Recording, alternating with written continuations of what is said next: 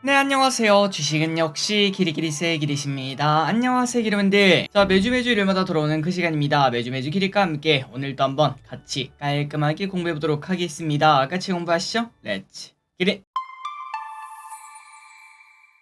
자, 이 영상은 기리분들 다 알고 계시죠? 이번 주 증시 흐름 어땠나 한번 복습해보도록 하고, 그리고 다음 주에 있을 뉴스 등 어떤 증시 흐름이 나타날지 예습 한번 해보도록 하겠습니다. 바로 들어가도록 하겠습니다. 일단 들어가기 앞서 주말 사이에 어떠한 주요 뉴스가 있었나, 또 어떤 뉴스가 우리를 행복하게 그리고 또 괴롭힐까 한번 봤더니, 일단 이 소식은 조금 시끌시끌한 것 같습니다. 미국에서 테슬라가 자율주행으로 쭉 운전하다가 하필 또 경찰차를 박았다고 해요. 그러다 보니까 최근 이제 2차 전지나 자율주행 관련주가 살짝 올라오는 모습을 나타내지 않았겠습니까? 혹시나 이쪽에 투자 심리가 바뀌는지 한번 보도록 하고, 아마 2차 전지는 당연히 큰 타격이 없을 것 같고, 자율주행 쪽은 살짝은 흔들릴 수도 있겠죠. 한번 보도록 하겠습니다. 그리고 윤 대통령이 세일즈를 했다고 하죠. 고속철을 수출을 한다고 합니다. 이제 고속철 관련주 월요일에 뜨거울지 한번 보도록 하겠습니다.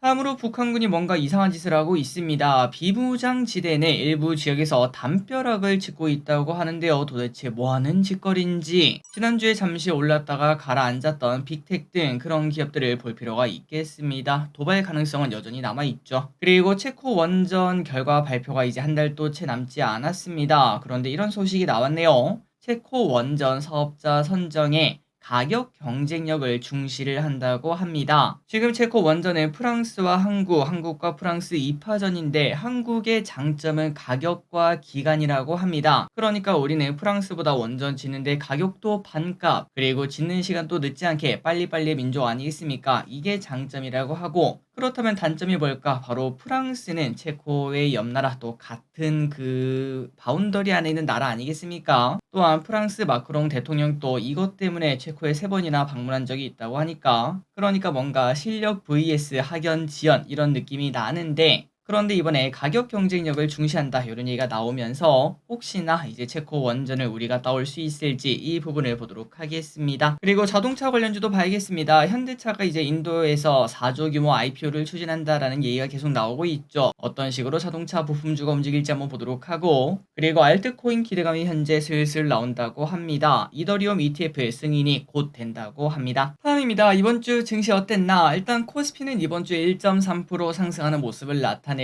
딱 전 고점에 걸려 있죠. 한 번, 두 번, 세 번. 일단 두 번은 맞고 떨어졌는데 과연 세 번째는 어떻게 될지 다음 주에 결판이 날 것 같습니다. 자, 그런데 조금 긍정적입니다. 그 이유는 삼성전자가 고개를 들었죠. 8만전자 터치하는 모습을 나타냈고, 여기서 한 번만 더 오르면은 당연히 코스피는 상단을 뚫고 올라갈 것 같습니다. 다만 코스닥은 상태가 메롱입니다. 에코프로빔이 고개를 드나 했더니 쭉 5일 연속 음봉이 박히며 또다시 2차전지 주주분들의 마음에 대못을 박는 걸 확인할 수 있고요. 코스닥은 이번 주 0.4% 하락했습니다. 매동을 보도록 하겠습니다. 이번 주에 외국인 많이 샀네요. 그리고 연기금도 매수하는 모습 나타냈고요. 조금 뒤에 외국인과 연기금이 뭘 샀는지 보도록 하겠습니다. 그리고 환율이 많이 급등합니다. 그 이유는 지금 현재 유럽 내에서 정치적 불확실성이 나타나고 있는데, 그렇다면 어떻게 될까요? 맞습니다. 유로화가 약세가 되고, 그 대신에 당연히 달러가 강세가 되다 보니까 환율도 이렇게 튀는 모습이 나타나고 있습니다.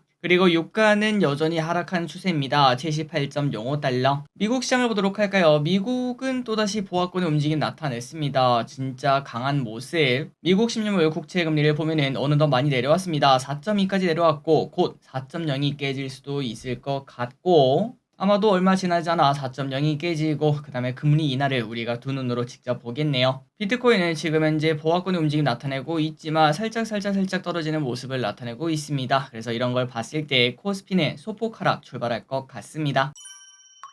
다음 주 증시 전망을 보도록 하겠습니다. 자, 미국은 신고가 행진을 하는 중입니다. 그러다 보니까 우리는 조금 아쉬운 느낌인데요. 방금 전에 보다시피 코스피가 상단에 머물러 있지만 우리는 뭔가 좀 상대적 박탈감을 느끼는 것 같습니다. 그런데 삼성전자의 상승은 생각보다 한 번에 강하게 오는 경향이 있습니다. 그러니까 조금 올랐다가 오른쪽으로 기었다가 조금 올랐다가 오른쪽으로 기었다가 그런 게 아니라 맨날 보합 오히려 좀 하락하다가 갑자기 3일 연속 플러스 4% 플러스 3% 플러스 3% 이렇게 막 올라가는 경우가 많았어요. 그리고 이렇게만 올라도 10%가 넘는 상승이며 그 말인즉슨 바로 9만 전제에 도착할 수 있다는 의미가 됩니다. 그리고 그때는 아마도 코스피가 3천에 도착할 수도 있을 것 같기 때문에 과연 그날이 언제 올지 빠르면 이번 주에 올지 한번 보도록 하겠습니다. 그리고 최근 증시는 화장품, 전력설비, 음식료, 반도체, 삼성전자 제외하고 요 친구들이 지배하는 장인데요. 그러다 보니까 혹시나 다른 쪽에 투자하고 있다면 상대적 박탈감이 나타날 수도 있습니다. 그래서 이제 이럴 때 가장 좋은 방법은 진짜 내 딱 포트에 1%만 화장품, 전력설비, 음식료 등 맨날 신고가 내는 친구들이 있죠. 그 친구들을 사놓게 되면은 만약에 그 친구들이 내가 샀는데 떨어지면은 그러면은 내가 원래 들고 있던 주식이 올라가지 않겠습니까? 그래서 좋고 혹은 화장품, 전력설비, 음식료 요 친구들이 더 오르면은 포모에 어느 정도 대비할 수 있어서 오히려 또 좋다 이렇게 말할 수 있겠습니다. 다만 그렇다고 절대 갑자기 한 번에 요즘 들어 화장품, 음식료 신고가 막 내지 않겠습니까? 신고가의 의미는 두 가지입니다. 더 올라갈 수도 있는 것 플러스 언제 떨어져도 이상하지 않은 거다 보니 절대 갑자기 한 번에 넘어가거나 그런 선택은 금물이라는 거 잊지 마시기 바랍니다. 그리고 최근 음식료와 화장품이 특히 뜨거운 모습을 나타내고 있습니다. 신고가 랠리를 하고 있는데 전력 설비는 좀 쉬어가고 있죠. 그런데 이 전력 설비는 2분기 실적 발표 시즌이 되면은 분명히 또 신고가를 달성할 가능성이 높아 보입니다. 대부분 고점에서 한 10에서 20% 하락해 있으니까 어떤 기업을 공부를 해볼지도 고민을 해보시면 좋을 것 같습니다. 다음입니다. 이번 주 연기금과 외국인이 뭘 샀는지 보도록 하겠습니다. 연기금입니다. APR, HD 현대마린솔루션, 셀트리온, 포스코인터내셔널, 에코프로머티리얼즈, 현대차, 포스코DX, 대한전선, SK, 하나오션을 매수합니다. 다음으로 외국인입니다. 삼성전자 많이 샀네요. 이제 다시 올라가는 걸까요? 그리고 SK하이닉스, 기아, 현대차, 한미반도체, HD현대일렉트릭, 하나에어로스페이스, 크랩톤, KB금융, 삼성전자 우선주를 매수합니다. 마지막으로 개인입니다. 곱버스, 네이버, 그리드위즈, LG화학, 셀트리온, 에코프로비엠, 삼성 SDI, LS버티리얼즈, 유한양행, LG전자를 매수합니다. 다음입니다. 이번 주에 무슨 일이 있었는지 복습해보도록 하겠습니다. 월요일입니다. 음식료주가 올라가는 모습이 나타났습니다. 그리고 그 트리거는 바로 더위였죠. 빙가류 관련주가 급등하는 모습이 나타났습니다. 그리고 전력망 관련주가 갑자기 급등하는 모습이 나타났는데요. 한국전력공사가 초고압 직류 송전 등 41조 규모의 인도네시아 송전망 구축 소식이 나오며 관련주가 급등하는 모습이 나타났습니다. 특히 한전산업이 이제 단일가가 끝나는 모습이 나타났는데 당장 다음 주 월요일 내일 어떤 흐름이 나타날지 보도록 할게요. 그리고 화요일에는 막걸리가 급등하는 모습이 나타났습니다. 진짜 음식료의 한 주였다라고 말할 수 있겠네요. 애플 관련주가 급락하는 모습이 잠시 나타났었습니다. WWDC가 하품만 나왔다 이런 평가가 나오며 애플 관련주가 급락을 했는데 그런데 갑자기 아이폰 슈퍼사이클이 온다 이런 얘기가 나오면서 애플이 7%나 급등,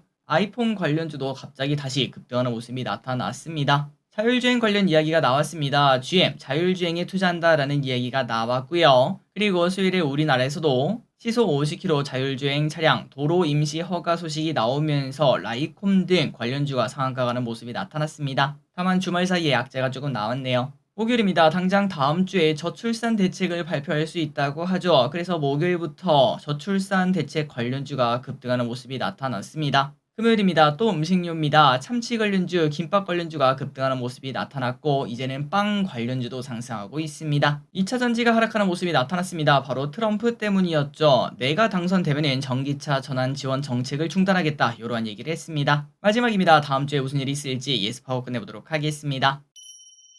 월요일입니다. 서울대 교수 무기한 휴진 소식이 나왔고요. 국방부 장관 루마니아, 폴란드를 방문한다고 합니다. 방산 관련주 봐야겠네요. 화요일입니다. 미국 5월 소매 판매 그리고 산업 생산 발표, 대한의사협회 총파업이 있습니다. 원격 의료 관련주도 봐야겠습니다. 수요일입니다. 미국 증시가 휴장입니다. 정부에서 저출산 대책을 발표합니다. 월화 뜨겁겠네요. 하지만 수요일이 되면은 매수 기회가 아니라 매도 기회라는 거 잊지 마시기 바랍니다. 인터배터리 유럽이 열립니다. 2차 전지를 살릴 수 있을지. 목요일입니다. 중국 6월 LPR 발표. 금요일입니다. 미국 선물옵션 동시 만기를 했습니다. 미국 당뇨병 학회가 열립니다. 그리고 그 다음 주에도 여러 가지 이벤트가 있고 드디어 실적 발표 시즌이 옵니다. 어떤 기업이 또 다시 서프라이즈를 낼지 한번 보도록 하겠습니다. 마지막으로 달력도 캡처하시면 될 것 같습니다. 그리고 공모주도 많으니까 참고하시기 바래요. 3초 뒤에 넘어가도록 하겠습니다.